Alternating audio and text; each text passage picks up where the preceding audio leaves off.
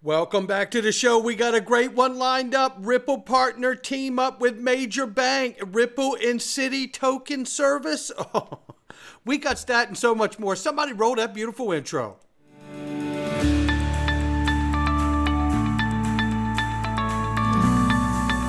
Digital Perspectives with Brad Kimes. Come on in.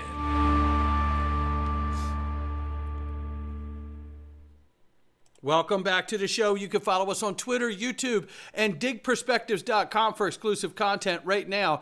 $2.39 trillion market cap for crypto. The market is up 0.1%. Good morning, good afternoon, good evening, wherever you are. 65,900 plus for Bitcoin, 2,600 plus for Ethereum, 119 billion plus market cap for Tether, USDC, 34 billion plus. Number 7 spots XRP at 54 cents. We're up 0.5 on the 24 and 2.3 on the 7-day. Range of price right now is between 53 and 55 cents, 0.5574. So we're seeing a little push out of XRP, and it could be the news today coming out about the real USD, which you will hear extensively about in the next video. It's massive. And so is the news we have today. Let's get started. First of all, John Deaton tonight is going to be debating Senator Elizabeth Warren on stage. You will see it live. I'm telling you, you got to see this. This is going to be the moment that the world, the rest of the United States, and the good people of Massachusetts that haven't found out about John Deaton are going to find out tonight. And I tell you what, I think between tonight and the 17th, these are the two only debates that will happen between John Deaton and Senator Warren. I think everyone is going to find out what we've already known as the XRP Army, that John Deaton is the real deal. And what you're about to see, I believe, is you're about to see everyone realize that he's bringing common sense back to the political realm, and it's so needed. Let's take a listen to this. Anthony Pompliano talking about Bitcoin should be a big winner here for the next couple of months. Oh, do tell, because if Bitcoin takes off, we know what the market says that happens after that, don't we? I want to start just where we are in crypto land and what you think is really happening here. Obviously, there's been a big move that happened after the Fed lowered interest rates effectively, or cut the rate by 50 basis points. How much of this is now built in to the rest of the year? Meaning we know that the cuts are likely to continue. Therefore, is 64,000 or 63,000, it's going to just stay level, or it keeps going up, goes down? What do you see? Well, I think, if we look at that Fed interest rate cut, Bitcoin is the best performing asset so far. Gold and oil futures are kind of second.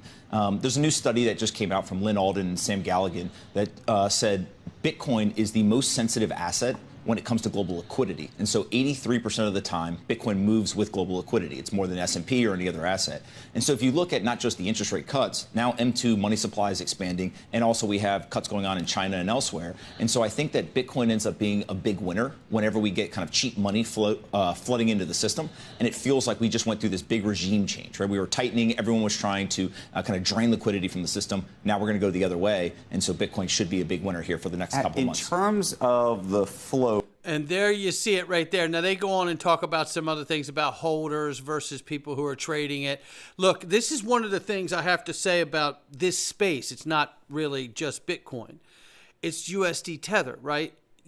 How much internal wash trading takes place? Does anyone know?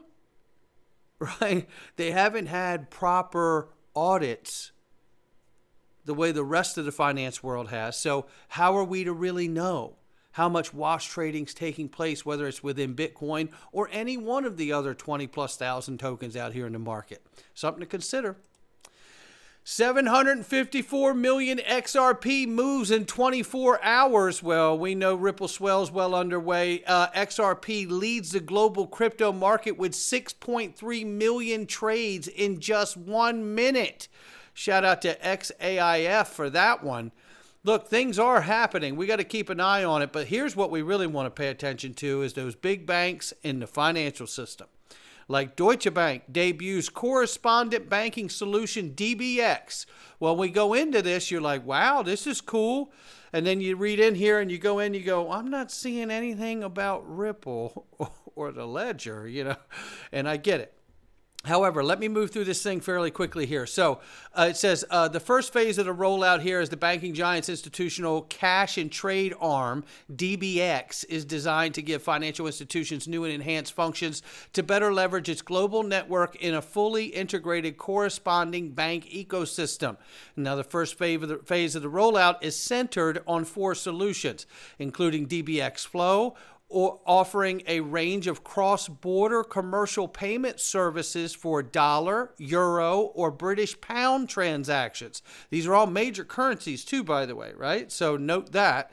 The bank said in a news release provided to payments. Now, it goes through this whole thing and it doesn't say anything about who's behind the technology or what have you. But that's Deutsche Bank, right? Then we see this. RippleBacked Kyrock. So Ripple is invested in Kyrock. Teams up with Deutsche Bank to expand its FX services. Ripple-backed crypto firm Kyrock is teaming up with Deutsche Bank to leverage its institutional infrastructure to support multi-currency accounts and FX services. I like it, yeah. Kyrock, an international crypto market maker liquidity provider, has announced a strategic partnership with Deutsche Bank, one of Germany's largest banks, to enhance its payments foreign exchange operations. See, they're slipping. What I see happening here is we're slipping XRP into the FX market and pairing it with everything over time. That is the proper way to introduce new money to the world. Meanwhile, Ripple-backed firm Kyrock is teaming up with Deutsche Bank, as we said, to leverage the bank's institutional infrastructure to support multi-currency accounts and FX services. That's the takeaway. Now, let's go another step further. Another major bank, Citi, token services for cash goes live. Let's get into this. So, Citi's token services for cash is going live, enabling institutional clients to move money between branches around the world 24/7. Now, what's different about all of this news? Deutsche Bank and Citi are from the legacy financial system. Come on in. Yeah, we're walking towards it, right? Without having the legislation here in the U.S., but you still see everyone walking towards it because we're going to get that legislation. We just don't happen to know when. However, it goes through here and it talks about 24/7 always on cross-border liquidity payments between participating branches. It doesn't say anything in here about Ripple directly. It doesn't say anything in here about XRP, the ledger directly. But Ryan Rugg, head of digital assets, Treasury Trade Solutions, says the continued progress of Citi token services is a key component of Citi's pursuit of real-time, always-on services for institutional clients. By using distributed ledger technology and smart contracts, Citi has created a patented programmable payment and liquidity platform which will reduce costs and streamline processes. So that's where that's at, which makes me want to remind you of why we got to look back down the road every so often. But first, let's take a look at this from Crawl Through Life.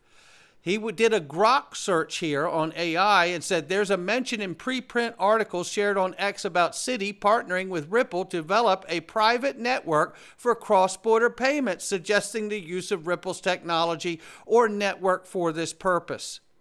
General blockchain exploration. Beyond these specifics, Citi's broader approach includes developing digital asset solutions through its Citi digital asset initiatives, which might not be tied to a single blockchain, but could involve various blockchain and distributed ledger technologies depending on the application.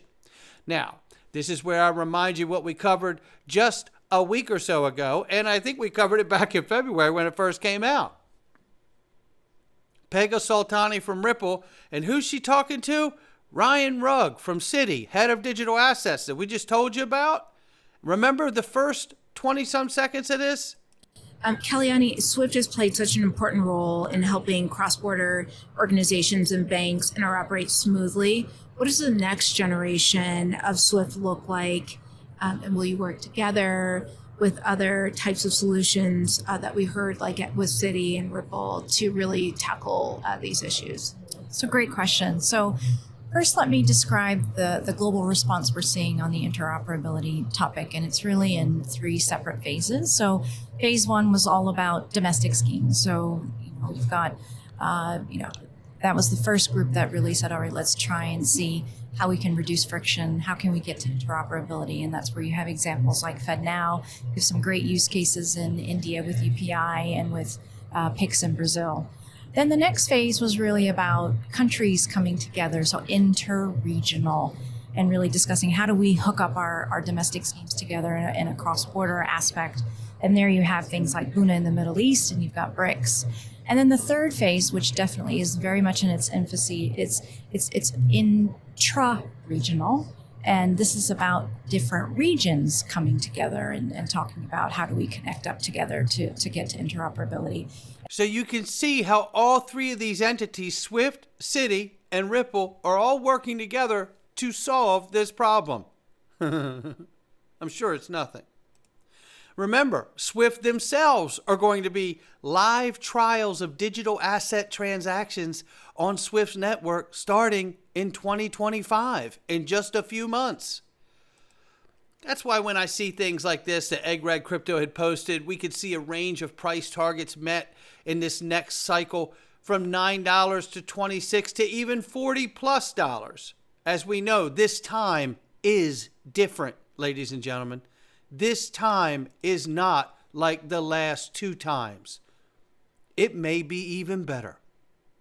Not financial advice from me or anyone else. It's just my digital perspectives. Now we're going into the Freedom Zone, and I really hope that you will join me because we have something for you to see inside of here today. And I tell you, this has become quite a group. Their insight, their communication, the way they're talking back and forth in here, the material we're going over, I couldn't dare touch it. I couldn't dare touch it. And today we're going to go down and you're going to find out a lot about... I just hope that you will join us. digperspectives.com, click the Freedom Zone. For next to nothing, you could help support this channel for the cost of a cup of coffee per month. Actually, if you go to Starbucks, it's less than the cost of a cup of coffee. So at any rate, I hope you will join us. Everything that all of you do to help support the channel, listening, hitting the like and subscribe button, joining the Freedom Zone, helping us out, we greatly appreciate it. It's a time-intensive passion of mine, but I absolutely love it, and I'm grateful each and every one of you let me into your life every day. So let's go into the Freedom Zone right now. Not financial advice from me or anyone else. Come on in. Okay, welcome back. You know, we hear